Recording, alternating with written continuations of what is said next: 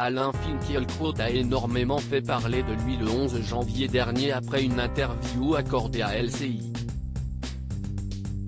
Son intervention lui a donc valu d'être congédié par LCI. La direction de la chaîne condamne les propos tenus par Alain Finkielkraut sur son antenne. La chaîne info du groupe TF1 rappelle qu'elle fait du débat d'idées, argumenté et respectueux, une priorité de sa ligne éditoriale, écrivait la chaîne.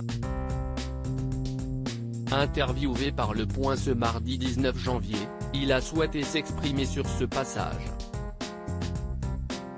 J'ai 2 regrets, dit-il d'abord. J'ai été naïf en oubliant que les réseaux sociaux font désormais la loi.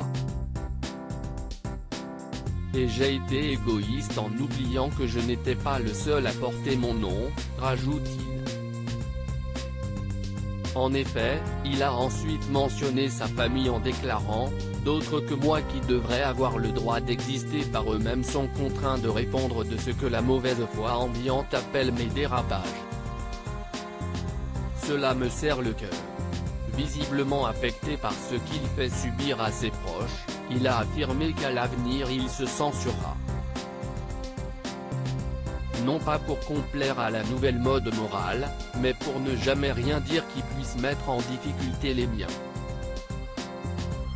Invité de LCI le 11 janvier dernier, Alain Finkielkraut était revenu sur l'affaire Olivier Duhamel. Une histoire qui fait beaucoup parler d'elle et que le philosophe et écrivain a souhaité évoquer. Il a cependant tenu des propos qui ne sont pas passés inaperçus.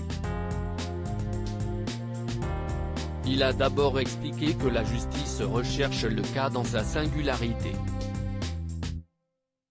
Il déclare ensuite qu'on n'a pas les éléments et quand on essaye de le faire, on se demande s'il y a eu consentement ou une forme de réciprocité. Ce à quoi il affirme on vous tombe immédiatement dessus. David Pujada, désemparé et surpris par ses propos rappelle une évidence en rétorquant immédiatement, parce qu'on parle d'un enfant de 14 ans. Une analyse à laquelle Alain Finkielkraut a souhaité déclarer « On parle d'un adolescent. Ce n'est pas la même chose. Même pour spécifier le crime, il faut savoir s'il y a consentement ou non. Quand vous cherchez la spécificité, on vous accuse de complicité de crime. » Il a ensuite précisé qu'Olivier Duhamel a commis un acte répréhensible. Ce qu'il a fait est très grave, il est inexcusable. Des propos qui ont déclenché une polémique sur les réseaux sociaux.